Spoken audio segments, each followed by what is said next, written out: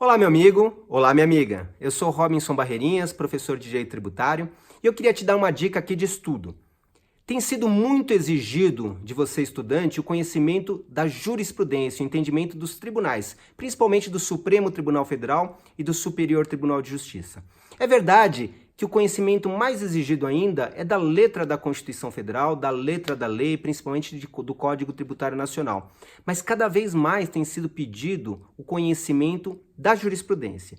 E para o estudo da jurisprudência, você tem algumas ferramentas muito fortes ao seu auxílio. Você tem as súmulas dos tribunais superiores e também agora as teses de repercussão geral.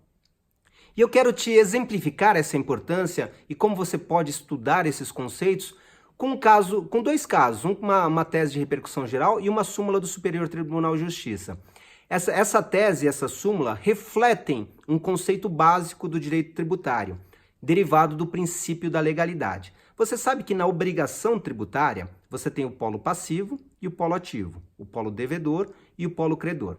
O polo passivo, aquele que deve a obrigação tributária, que deve recolher o tributo, que deve a obrigação acessória, é chamado de sujeito passivo. Pode ser o contribuinte ou responsável tributário. E o polo ativo normalmente é ocupado pelo próprio ente tributante, pela União, pelos estados, pelo Distrito Federal e pelo município. Então você tem lá o sujeito passivo.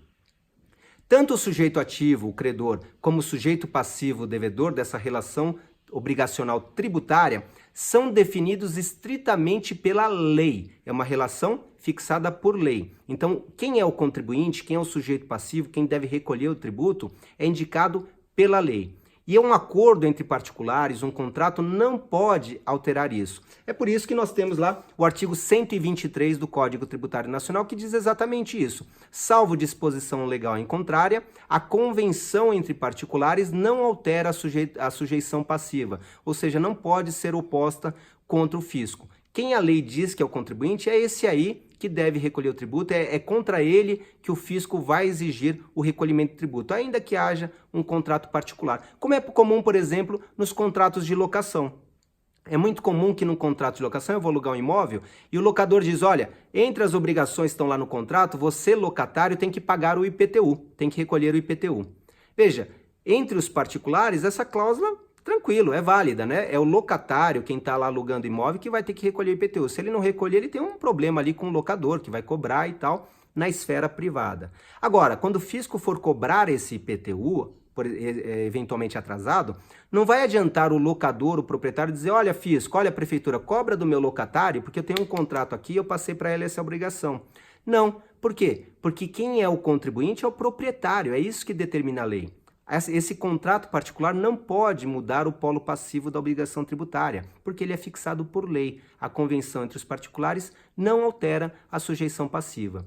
E para fixar o entendimento jurisprudencial em relação a isso, foi publicada a súmula 614 do STJ. Dá uma olhadinha ali na súmula 614 do STJ, que diz o seguinte, o locatário não possui legitimidade ativa para discutir relação jurídica tributária de IPTU e de taxas referente ao imóvel alugado, nem para repetir em débito deste tributo.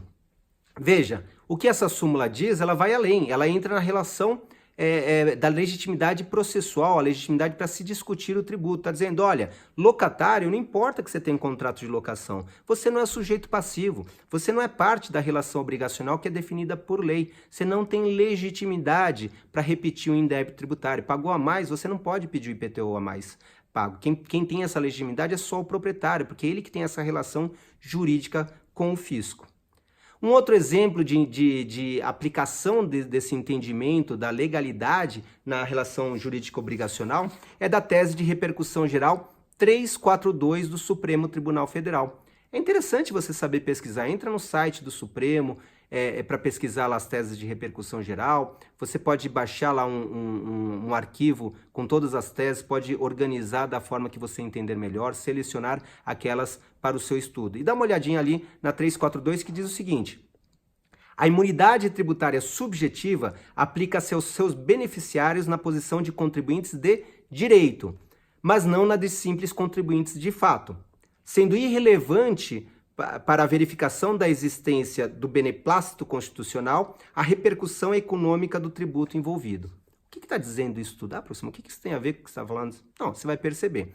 Imagina o seguinte, o município, ele compra um veículo para sua frota ali, para transporte escolar, por exemplo, para transporte de servidores públicos. O município, você sabe, é imune, ele não recolhe impostos, certo? Não recolhe impostos federais nem estaduais, ele tem a chamada imunidade recíproca. Quando esse município compra o automóvel, ele vê que na nota fiscal tem lá o destaque do ICMS estadual, que incide sobre a venda do veículo. E ele vai falar para o Estado, fala, eu não vou pagar ICMS, eu sou imune. Será que ele pode fazer isso? Não. Por quê? Porque o sujeito passivo do ICMS, o contribuinte de direito do ICMS, é o vendedor do automóvel. A concessionária, a loja que vendeu o automóvel para o município. Essa loja, essa concessionária, que é o sujeito passivo da relação obrigacional com o Estado para recolhimento do ICMS. E essa loja, essa concessionária, não é imune, não tem imunidade, então ele vai recolher o ICMS. Mas aí o município diz, tudo bem, ele recolhe, o vendedor recolhe, mas ele repassa no preço. Eu sou contribuinte de fato, é do meu bolso que vai sair esse dinheiro. E é isso que o Supremo diz, não importa a repercussão econômica, não importa que você seja o contribuinte de fato. Quem é o contribuinte de direito, quem está lá no polo passivo da relação obrigacional, é o vendedor do veículo e ele não tem imunidade. Então, será recolhido o ICMS. A imunidade do contribuinte de fato, do adquirente, é irrelevante nessa hipótese para fins de afastamento da tributação. Repara que essas teses tão diferentes, né, a tese de repercussão geral do Supremo e a súmula do STJ, que são tão diferentes, uma cuida de IPTU, do locador do imóvel, e a tese cuida da aquisição de um bem, de um serviço por um ente imune, são tão diferentes, mas elas partem da mesma lógica, do mesmo substrato principiológico, do mesmo princípio, que é o quê? Do princípio da legalidade. O sujeito passivo em direito tributário é aquele definido por lei, tá? Então, há uma legalidade estrita na definição desse sujeito passivo e isso tem esses reflexos todos na jurisprudência que você vai encontrar, vai estudar por meio das súmulas, por meio das teses de repercussão geral do Supremo Tribunal Federal. Tá certo, gente? Espero que tenha ajudado. Bons estudos!